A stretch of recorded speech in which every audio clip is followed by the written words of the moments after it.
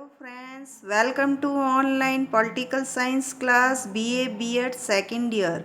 बच्चों, आज हम अपने पेपर सेकंड का थर्ड टॉपिक का सेकंड टॉपिक स्टार्ट करेंगे। जॉन लॉक का बच्चों टाइम पीरियड था 1632 से लेकर 1704 तक।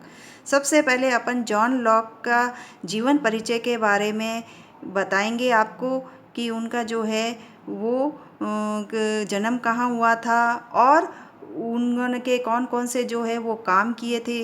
बच्चों, जॉन लॉक जो था वो एक अंग्रेज़ दार्शनिक विचारक था और इनका जन्म इंग्लैंड में समरसेट के रिंगटन नामक स्थान पर 1642 में हुआ था।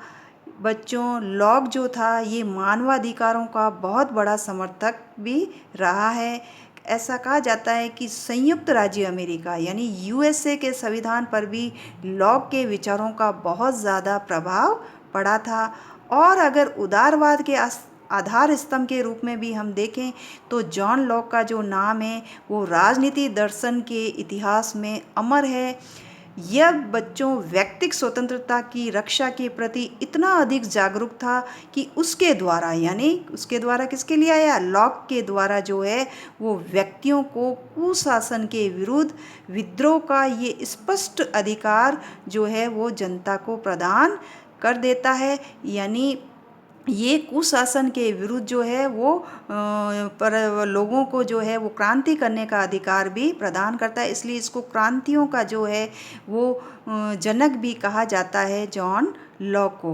बच्चों, इबनस्टीन जो विचारक है उसने अपने शब्दों में यह कहा है लॉक के बारे में कि उदारवाद की आत्मा के जो सर्वाधिक और श्रेष्ठ रूप में जो है वो जॉन लॉक में प्रतिबिंबित होते हैं। यानी उदारवाद की अगर आत्मा हमें सर्वाधिक और श्रेष्ठ रूप में कहीं देखने को मिलती है तो वो हमें सिर्फ और सिर्फ जॉन लॉक के विचारों में ही दिखाई देती है। अब हम बच्चों अपन जो है वो जॉन लॉक के द्वारा लिखी गई उनकी कुछ प्रमुख रचनाओं के बारे में चर्चा करते हैं। एग्ज़ाम में आपने ज़रूर पूछा जाता है कोई भी उनकी 2 पुस्तकों के बारे में, इसलिए आपको उनकी सारी पुस्तकों के बारे में ध्यान रखना है और याद करनी है। सबसे पहले उनकी पुस्तक है मानव स्वभाव के संबंध में निबंध, ऐसे कंसर्निंग ह्यूमन अंडरस्टैंडिंग। ये प्रकाशित हुई 1690 में। नेक्स्ट उनकी पुस्तक है शासन पर 2 निबंध। ये प्रकाशित हुई 1690 में, टू टेरेटाइज ऑन गवर्नमेंट। फिर नेक्स्ट है सहिष्णुता पर पहला पत्र। ये प्रकाशित हुआ 1689 में, फर्स्ट लेटर ऑन टॉलरेशन। सहिष्णुता पर बच्चों उसने 3 पत्र लिखे हैं। सेकंड उनका पत्र है सहिष्णुता पर दूसरा जो पत्र लिखा वो यह प्रकाशित हुआ 1690 में, सेकंड लेटर ऑन टॉलरेशन। और थर्ड उनका लेटर है सहिष्णुता पर तीसरा पत्र 1692 में प्रकाशित हुआ, थर्ड लेटर ऑन टॉलरेशन।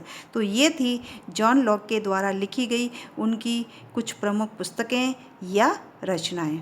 अब अपन जॉन लॉक के द्वारा प्रतिपादित किया गया उनका सामाजिक समझौते का जो सिद्धांत है उसके बारे में चर्चा करते हैं। जिस प्रकार से हॉब्स और रूसो ने जो सामाजिक समझौते का सिद्धांत दिया था, ठीक उसी प्रकार जॉन लॉक ने भी बच्चों सामाजिक समझौते का सिद्धांत प्रतिपादित किया है।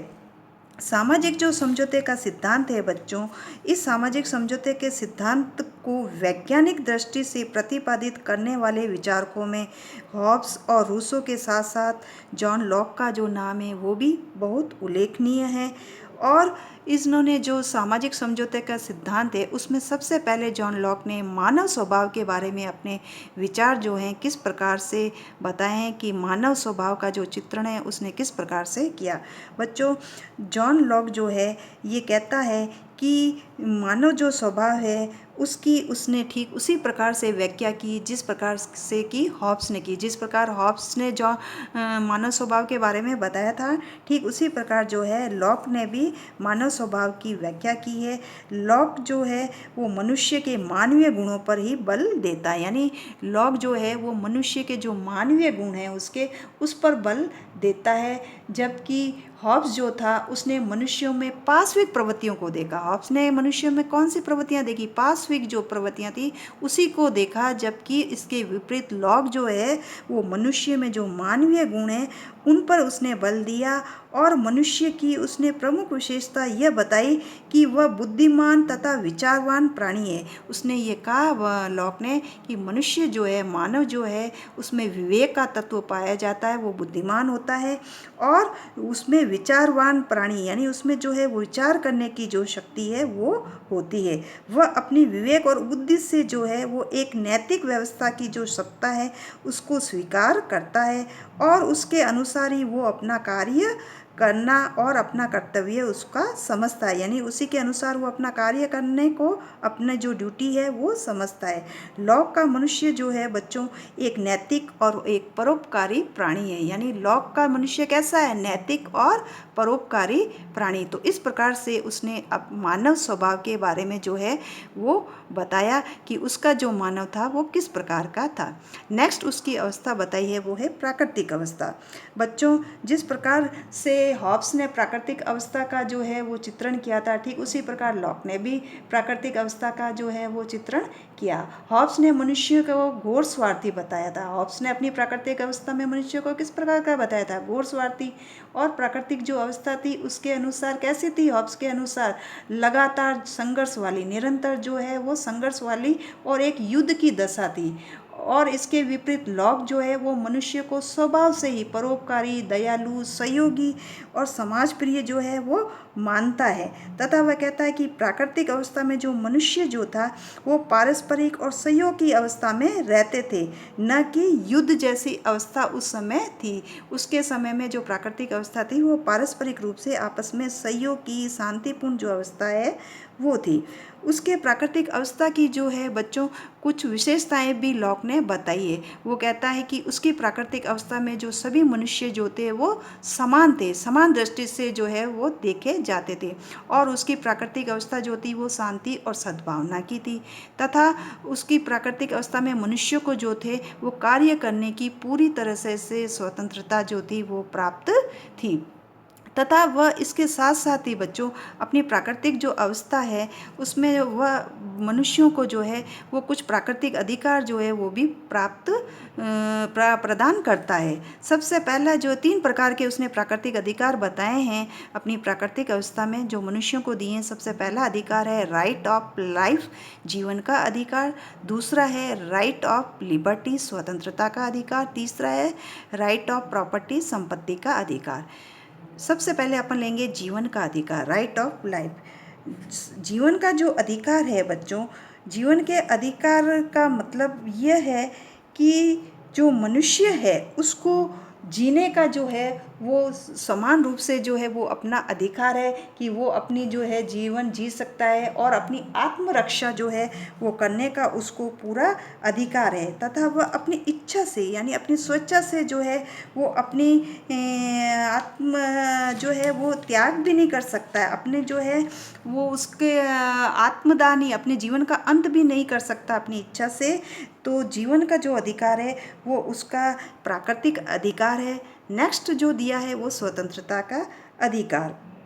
दूसरा अधिकार है उसका स्वतंत्रता का है। तो स्वतंत्रता का जो अधिकार है उसका लॉक का जो है वो मतलब ये है इस अधिकार का कि वो अपनी इच्छा के अनुसार जो है वो कार्य कर सकता है। किसी भी काम को करने की जो है वो उसको पूरी स्वतंत्रता है। कोई भी कार्य वो अपनी मर्जी से अपनी इच्छा से कर सकता है।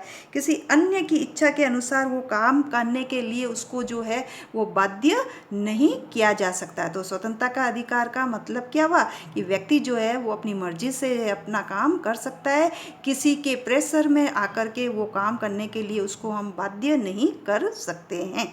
नेक्स्ट है संपत्ति का अधिकार, राइट ऑफ प्रॉपर्टी।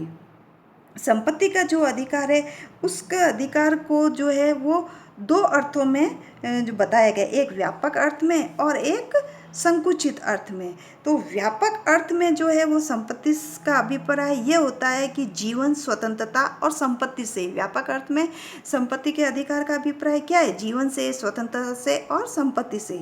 और वहीं संकुचित अर्थ में संपत्ति के अधिकार का प्रयोग व्यक्तिगत संपत्ति के अर्थ में किया जाता है। अब जो है इसके जो निजी संपत्ति, उस निजी संपत्ति का जो है वो सार क्या है? उसका सार बच्चों ये है कि निजी जो संपत्ति है इसका अधिकार जो है ये एक प्राकृतिक अधिकार है तथा निजी संपत्ति के अधिकार के बिना मनुष्य का जो जीवन है वो खतरे में पड़ जाएगा। और निजी संपत्ति वो खरीदी और बेची जाने वाली चीज़ है तथा निजी संपत्ति मेहनत तथा योग्यता से प्राप्त होती है तथा व्यक्ति का जो श्रम और योग्यता है वो अपनी संपत्ति है। वह उसे बेच सकता है और दूसरा आदमी उसे खरीद भी सकता है। श्रम को खरीदने वाला श्रम को बेचने वाले के श्रम का न्याय संगत मालिक बन जाता है तथा निजी संपत्ति जो है वो समाज के हित में है क्योंकि वह उत्पादन का आधार है। समाज के सामान्य हित में निजी जो संपत्ति के अधिकार है उस पर कुछ बंधन है वो भी लगाया जा सकता है। तो ये थे उसके जो है वो संपत्ति के जो निजी संपत्ति जो है अपनी निजी जो प्रॉपर्टी है उसका सार क्या है उसके बारे में लॉक ने ये बताया था। अब अपन लेंगे कि प्राकृतिक जो अवस्था थी, यानी लॉक की प्राकृतिक अवस्था यद्यपि बच्चों शांतिपूर्ण अवस्था है वो थी, लेकिन इसके बावजूद भी जो है वहाँ पे पहले लड़ाई झगड़ा कुछ नहीं था। मनुष्य पारस्परिक रूप से प्रेम से रहता था प्राकृतिक अवस्था में। फिर भी जो है उसकी प्राकृतिक अवस्था के बारे में जो है वो लॉक अपने बहुत ही अच्छा एक कोटेशन देते हुए ये कहता है कि तुम दूसरों के प्रति वही बर्ताव करो जिसकी कि तुम दूसरों से अपने प्रति आशा करते हो। यानी मनुष्य जो है वो किसी और व्यक्ति के साथ वैसा ही व्यवहार करे जैसा कि वो अपने प्रति आशा उससे रखता है। यद्यपि बच्चों उसकी जो प्राकृतिक अवस्था थी वो शांतिपूर्ण और सद्भावनापूर्ण तो थी, लड़ाई झगड़ा बिल्कुल नहीं था, लेकिन फिर भी कहते हैं कि उसकी प्राकृतिक अवस्था में कुछ कठिनाइयाँ भी थी। तो 3 प्रकार की जो कठिनाइयाँ उसकी प्राकृतिक अवस्था में दिखाई देती है। सबसे पहली तो यही कि कोई भी जो है उस समय निश्चित, प्रकट और सर्वसंपन्न जो कानून है वो नहीं थे।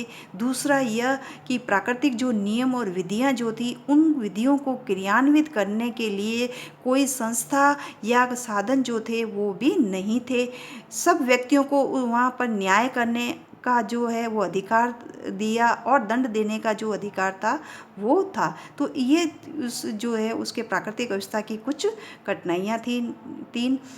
अब हम लेंगे कि समझौते के द्वारा जो राज्य की उत्पत्ति है वो किस प्रकार से हुई थी। बच्चों जो लॉक है उसके अनुसार जो है वो मनुष्यों ने एक सामाजिक समझौता किया था कि जो निरंतर लड़ाई झगड़ा जो है वो चल रहा था, युद्ध की जैसी स्थिति है वो थी। तो मनुष्य जो थे उन्होंने मिल करके जो प्राकृतिक अवस्था में जो असुविधाएं आ रही थी, जो कठिनाइयाँ आ रही थी, उन कठिनाइयों को जो है वो दूर करने के लिए सभी मनुष्यों ने आपस में मिल करके एक समझौता किया, एक करार किया। तो उसे सामाजिक समझौता है वो कहते हैं। सब मनुष्यों के समान होने के कारण, यानी सभी जो मनुष्य थे उन मनुष्यों के समान होने के कारण वह समाज के सब मनुष्यों का सब मनुष्यों के साथ किया जाने वाला एक समझौता या अनुबंध था। इसलिए यह सामाजिक अनुबंध या उसे जो सामाजिक समझौता है वो कहा जाता है। इसमें प्रत्येक व्यक्ति जो है उसके अपने प्राकृतिक कानून को लागू करने का तथा उसका जो है वो उल्लंघन करने के लिए दंड देने का जो अधिकार जो था उस समय वो समाज को सौंप दिए थे। और शेष सभी जो प्राकृतिक अधिकार थे वो व्यक्ति के जो प्राकृतिक अवस्था में उनको प्राप्त थे वह उसने प्रदान नहीं किए तथा इस समझौते में सिविल समाज जो था वो उत्पन्न हुआ। इस समझौते के द्वारा एक प्रकार से सिविल जो समाज था वो उत्पन्न हुआ या उसकी स्थापना हुई। यह प्राथमिक जो संविदा थी, यानी ये एक जो प्राथमिक समझौता है वो था। और दूसरा गौण समझौता जो था उसके माध्यम से जो है वो शासन या सरकार की स्थापना की गई थी। तो पहला जो समझौता था वो कैसा था, प्राथमिक यानी एक नागरिक समझौता था, और दूसरा जो समझौता था वो कैसा था, उसके द्वारा एक शासन या सरकार की स्थापना। वहीं डॉक्टर आशीर्वादम जो है वो अपने कोटेशन के माध्यम से भी ये कह रहे हैं कि लॉक ने जिन दो संविधाओं की चर्चा की है, संविधाएं किसके लिए आया, समझौते के लिए आया, जिन दो संविधाओं की चर्चा की है उनमें पहला जो समझौता है उसके द्वारा नागरिक समाज की और दूसरे के द्वारा सरकार की स्थापना हुई थी। तो ये था जॉन लॉक के जो है वो सामाजिक समझौते का सिद्धांत। यद्यपि बच्चों इसके सामाजिक जो समझौते हैं उसकी कुछ आलोचनाएं हैं वो भी की गई है। लॉक ने यह कहकर इसकी आलोचना की जाती है इसके विचारों की कि इसमें जो है मूल समझौते से उसका तात्पर्य क्या है, यानी जो मूल समझौता हुआ उस मूल समझौते से क्या तात्पर्य था, इस बात को उसने स्पष्ट नहीं किया, तथा लॉक के समझौते संबंधी जो विचार थे वो भी स्पष्ट नहीं थे और तर्क संगत भी नहीं थे, तथा उसके समझौते का जो आधार था वो सहमति को माना। परंतु लेकिन इतिहास में ऐसे भी राज्यों का उल्लेख हमें मिलता है जो कि बल और शक्ति के आधार पर बने और नष्ट हुए हैं। तो यह कहकर के आलोचकों ने इसके सामाजिक समझौते के सिद्धांत की जो है वो आलोचना भी की है। अब अपन लेंगे जॉन लॉक के द्वारा जो है वो उसके व्यक्तिवाद संबंधी विचार क्या हैं, कि व्यक्तिवाद के बारे में जो है उसने अपने क्या विचार व्यक्त किए हैं। बच्चों, जॉन लॉक का जो दर्शन है उसका सर्वाधिक शक्तिशाली तत्व उसकी व्यक्तिवादिता ही कहा जाता है। यह उसके राजनीतिक विचारों की आधारशिला, व्यक्तिवाद जो है वो उसके राजनीतिक जो विचार हैं उसकी आधारशिला है, तथा लॉक ने प्राकृतिक अवस्था के व्यक्तियों को एकाकी और निर्धन नहीं कहा है। कहा जाता है कि लॉक ने जो प्राकृतिक अवस्था में उसके जो व्यक्ति थे उसमें व्यक्तियों को वह एकाकी और निर्धन नहीं कहता है। लॉक के दर्शन में व्यक्तियों के जो समस्त समाज है उसको संप्रभु उसने बनाया, किसी एक व्यक्ति को नहीं, यानी उसने जो पूरा समाज है उसको संप्रभु बनाया, किसी एक व्यक्ति को वो अधिकार उसने नहीं सौंपे, बल्कि सभी को जो है वो पूरे समाज को उसने संप्रभु उसे बनाया है। लॉक का व्यक्तिवाद जो है वो उदारवाद से ओतप्रोत है। कहा जाता है कि लॉक का जो व्यक्तिवाद था उदारवाद से ही ओतप्रोत था, यानी उसी से मिलता जुलता था। लॉक के व्यक्तिवाद की जो बच्चों कुछ विशेषताएं हैं, निम्नलिखित विशेषताएं हैं। सबसे पहला पॉइंट ये है कि राज्य का जो अधिकार है वो व्यक्तियों की सहमति से, यानी लॉक ने राज्य की जो उत्पत्ति के संबंध में समझौता सिद्धांत का जो अपनाया था, यानी उसने जो राज्य की उत्पत्ति के बारे में जो समझौते का सिद्धांत अपनाया, तो उस सिद्धांत का मूल विचार यह है कि राज्य की जो स्थापना है वो व्यक्तियों की सहमति के आधार पर हुई, यानी राज्य की लॉक के अनुसार जो राज्य की स्थापना हुई थी वो किसके आधार पर हुई थी, व्यक्तियों की सहमति के आधार पर। व्यक्तियों ने सहमति दी, इसी आधार पर राज्य की उत्पत्ति हुई। किसी व्यक्ति को राज्य की सदस्यता जो है वो स्वीकार करने के लिए उसे बाध्य भी नहीं किया जा सकता है, यानी वो कह रहा है कि किसी भी व्यक्ति को राज्य की जो सदस्यता है उसको स्वीकार करने के लिए उस व्यक्ति को बाध्य नहीं कर सकते हैं। दूसरी उसकी विशेषता है व्यक्तिवाद की व्यक्ति के पक्ष में राज्य पर सीमाएं। बच्चों, शासक समाज के प्रतिनिधि मात्र होते हैं, यानी जो शासक होता है, जो राजा जो है वो समाज का क्या होता है, एक प्रतिनिधि के समान होता है। मात्र क्या होता है, एक प्रतिनिधि होता है, क्योंकि जनता ही उसे चुनकर भेजती है, तो वो जनता का क्या होता है, प्रतिनिधि होता है। तो वे हॉब्स के लेवियोथन की भांति निरंकुश प्रभु नहीं है, यानी जो शासक है, लॉक का जो शासक था वो हॉब्स का जो लेवियोथन है उसके समान एक निरंकुश जो शासक था वो नहीं था, बल्कि शासक केवल उतने ही अधिकार रखता था जो कि उन्हें व्यक्तियों के द्वारा दिए गए। राज्य जनता का क्या था, एकमात्र एजेंट था, तथा राज्य नागरिकों की संपत्ति का जो है वो अपहरण भी नहीं कर सकता, यानी राज्य जो है वो नागरिकों की जो निजी संपत्ति है उस संपत्ति का वह अपहरण नहीं कर सकता था। लॉक ने राज्य की जो तुलना है वो एक बहुत ही जो है वो बड़े एजेंट कंपनी के रूप में उसकी की, लिमिटेड जो कंपनी है उसके रूप में उसके राज्य की तुलना हुआ करता है, जिसमें कि कंपनी के जो संचालक और हिस्सेदार होते हैं उसके दायित्व मर्यादित होते हैं, यानी कंपनी के संचालकों के जो है हिस्सेदारों के जो दायित्व है वो उसमें मर्यादित होते हैं। नेक्स्ट है व्यक्ति द्वारा राज्य का विरोध। बच्चों, यदि शासक जो है वो कुछ निर्धारित जो उद्देश्य हैं अपने उसके द्वारा जो निर्धारित किए गए उद्देश्य होते हैं, उन उद्देश्यों की पूर्ति में असफल हो जाता है शासक, तो या यदि वह अपने अधिकार, यदि जो है वो शासक जो है वो अपने अधिकार क्षेत्र का उल्लंघन करने लग जाए, तो ऐसी स्थिति में, ऐसी परिस्थितियों में जो है वो उसके विरुद्ध जो है वो जनता को है वो क्रांति या विद्रोह करने का अधिकार भी देता है। यानी लॉक जो है वो जनता को शासन के विरुद्ध विद्रोह करने का अधिकार भी देता है कि शासक जो है, ये सरकार जो है, शासन जो है, यदि अपने अधिकारों का उल्लंघन करे या निरंकुश हो जाए, तो लॉक जो है वो व्यक्तियों को शासन का विद्रोह करने का अधिकार भी देता है। नेक्स्ट है व्यक्ति की धार्मिक स्वतंत्रता। लॉक के अनुसार प्रत्येक व्यक्ति को जो है बच्चों अंतःकरण के अनुसार, यानी अपनी मर्जी से, अपनी आत्मा से जो है वो किसी भी धार्मिक पूजा और उपासना की स्वतंत्रता है वो देता है। यानी कोई भी व्यक्ति जो है वो अपने अंतःकरण से किसी भी धर्म को अपना सकता है, उसकी पूजा कर सकता है और उसकी उपासना कर सकता है। लॉक ने व्यक्ति को अपनी संपूर्ण व्यवस्था का जो केंद्र बिंदु है वो उसे बनाए, यानी व्यक्ति को अपनी पूरी जो व्यवस्था है, सिस्टम है, उसका केंद्र बिंदु उसने किसको बनाया, व्यक्ति को जो है वो बनाया है। तो ये थे लॉक के व्यक्तिवाद संबंधी विचार। अब हम लेंगे उसके क्रांति संबंधी विचार के लॉक के जो है वो क्रांति के बारे में उसके क्या विचार हैं। बच्चों, लॉक ने अपने राजनीतिक दर्शन में जनता को क्रांति का या विद्रोह करने का जो अधिकार है वो दिया है। राज्य की जो स्थापना है वो उसने इस उद्देश्य से की है, यानी लॉक जो है वो कहता है कि राज्य की स्थापना इस उद्देश्य से की गई है कि वह व्यक्तियों के जीवन, स्वतंत्रता, संपत्ति की रक्षा है वो करेगा। जब वह इन अधिकारों की रक्षा नहीं कर सके तो जनता जो है वो उसके नहीं कर सकता है, यानी राज्य जो व्यक्ति के इन अधिकारों की यदि सुरक्षा नहीं करता है तो जनता, प्रजा जो है वो उस शासन के विरुद्ध या सरकार के विरुद्ध जो है वो क्रांति है वो कर सकती है, या उनके लिए क्रांति करना जो है वो अनिवार्य हो जाता है।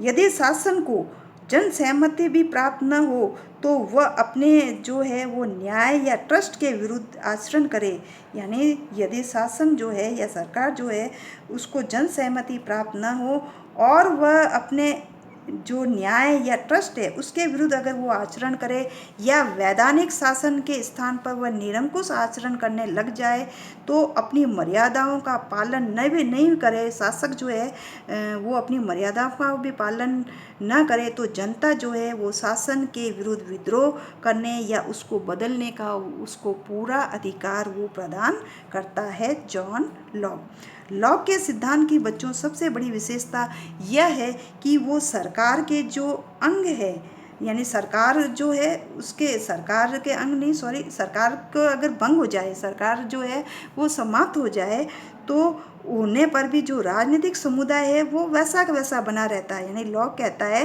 कि जो यदि सरकार भंग हो जाएगी तो राजनीतिक जो समुदाय है वो जैसा का तैसा बना रहेगा, क्योंकि राजनीतिक जो समुदाय होता है उसके स्थान जो है, राजनीतिक जो समुदाय का वो स्थान है वो सरकार से ऊपर बताता है।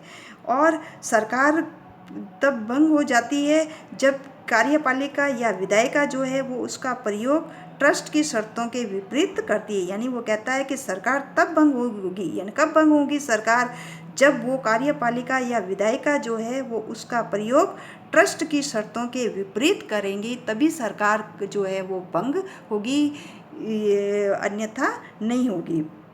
तो इस प्रकार से जो है वो लॉक के राजनीतिक दर्शन में जो है वो विद्रोह और क्रांति के जो अधिकार है उस पर इतना अधिक बल वह देता है, और ये कहता है कि शासन संबंधी जो सिद्धांत है उसका भी प्रतिपादन वह करता है। यानी हम ये कह सकते हैं कि वो क्रांति का इतना बड़ा समर्थक था कि उसको जो है वो शासन संबंधी जो सिद्धांत है उसका भी जो प्रतिपादन है वो उसने उसी आधार पर किया है।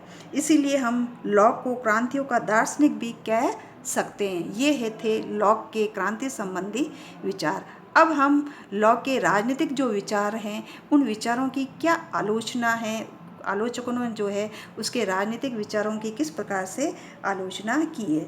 सबसे पहली तो आलोचना बच्चों यही है कि लॉक का जो ने मानव स्वभाव के बारे में जो अपना चित्रण किया है या बताया है, उसका जो सोचना था मानव का स्वभाव किस प्रकार से होगा, तो वो एक तरह से एक पक्षीय ही था। उसने मनुष्यों में केवल अच्छाइयाँ ही अच्छाइयाँ देखी, यानी लॉक ने सिर्फ मनुष्य में अच्छाइयाँ ही देखी थी, एक पक्ष ही देखा मनुष्य का, दूसरे पक्ष को नहीं देखा। तो पहली तो ये उसकी आलोचना थी।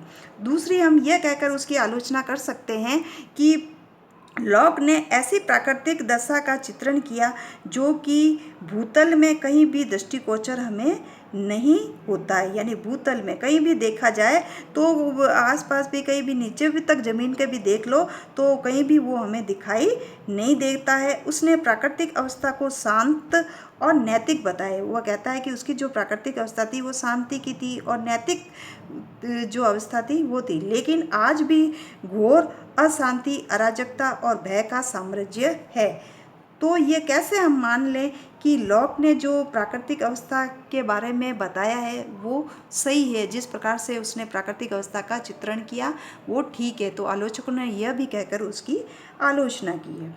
नेक्स्ट उसकी आलोचना यह है कि उसने के द्वारा किया गया जो राज्य का निर्माण है उसमें जन सहमति को उसने सबसे ज़्यादा इम्पोर्टेंस दी है, बहुत ज़्यादा उसमें उसको महत्व दिया गया। तथा लॉक ने समझौते के सिद्धांत में यह स्पष्ट ही नहीं होता है, उसने जो सामाजिक समझौते का सिद्धांत दिया था उसके ये सिद्धांत से स्पष्ट ही नहीं होता है कि वह समाज और शासन की स्थापना के लिए अलग अलग दो समझौते हुए थे या एक, यानी उसका ने जो सामाजिक समझौते का सिद्धांत दिया उस समझौते के सिद्धांत के द्वारा हम ये स्पष्ट रूप से पता नहीं लगा सकते हैं कि उसने समाज और शासन की स्थापना के लिए दो अलग अलग समझौते किए या एक समझौता किया।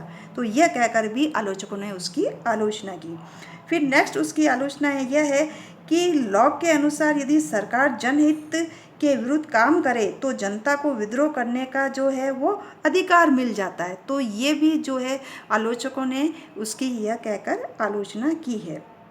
तो ये थे जॉन लॉक के बारे में जो है वो उसका जीवन परिचय, उनके द्वारा लिखी गई कुछ पुस्तकें, उनके सामाजिक समझौते का सिद्धांत, लॉक के व्यक्तिवाद संबंधी विचार, लॉक के क्रांति संबंधी विचार, उसके राजनीतिक विचारों की आलोचना। तो इस तरह से अपना लॉक का जो पूरा टॉपिक है ये ख़त्म हो जाता है। नेक्स्ट टॉपिक अपन लेंगे रूसो। Thank you.